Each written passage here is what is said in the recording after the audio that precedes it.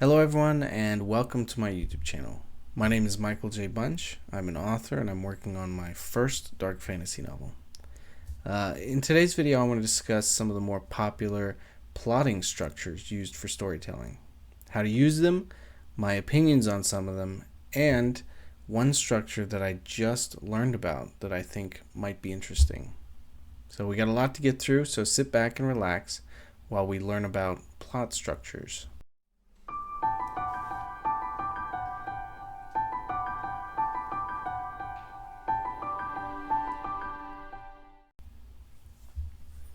Plotting structures are essential tools for writers.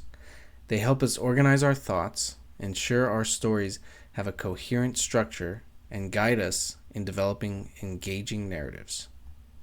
Understanding different plotting structures can be immensely beneficial, whether you're writing novels, screenplays, or any other form of storytelling. So let's dive into some of the most popular models. The hero's journey is one of the most well-known plotting structures. Popularized by Joseph Campbell in his book The Hero with a Thousand Faces.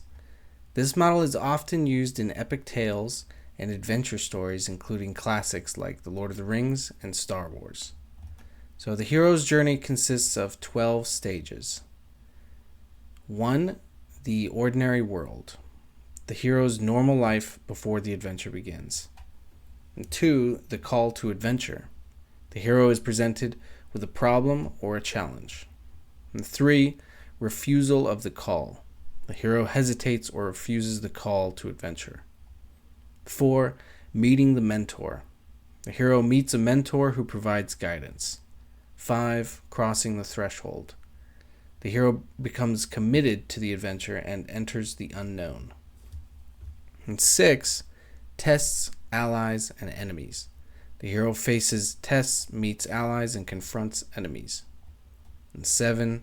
Approach to the inmost cave. The hero prepares for the major challenge in the story. Number 8. The ordeal. The hero faces a significant crisis or obstacle. Number 9. The reward. The hero gains a reward or accomplishes a goal.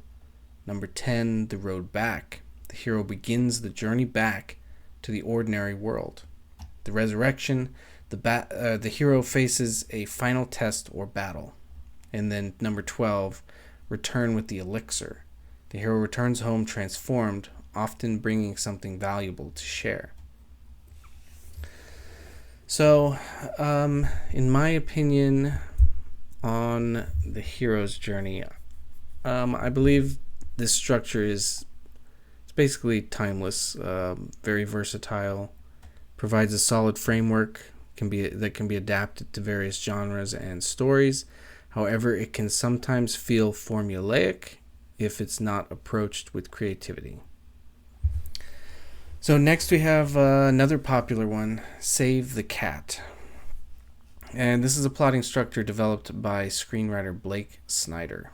It's widely used in Hollywood and known for its simplicity and effectiveness, especially in screenwriting.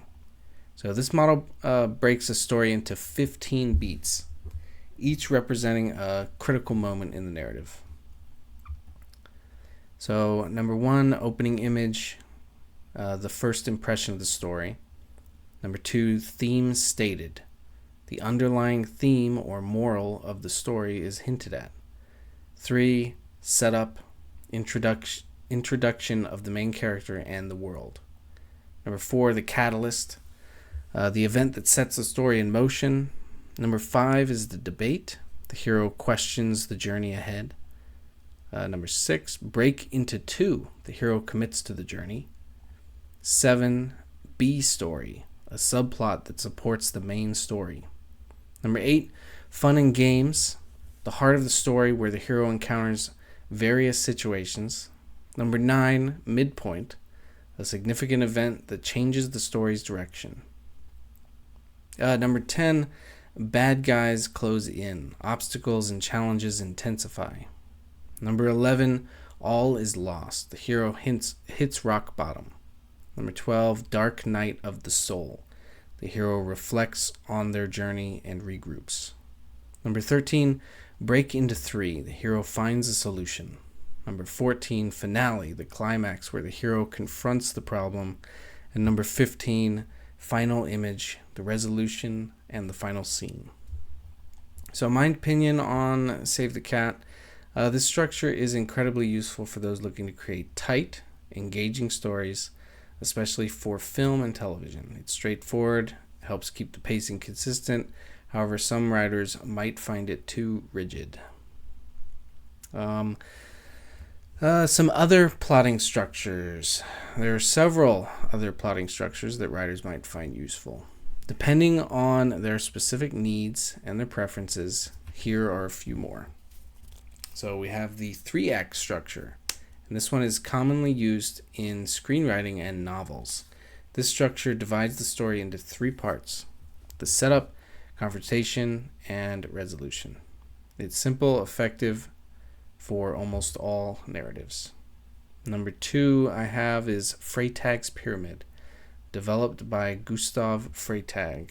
This model consists of 5 parts: exposition, rising action, climax, falling action, and denouement.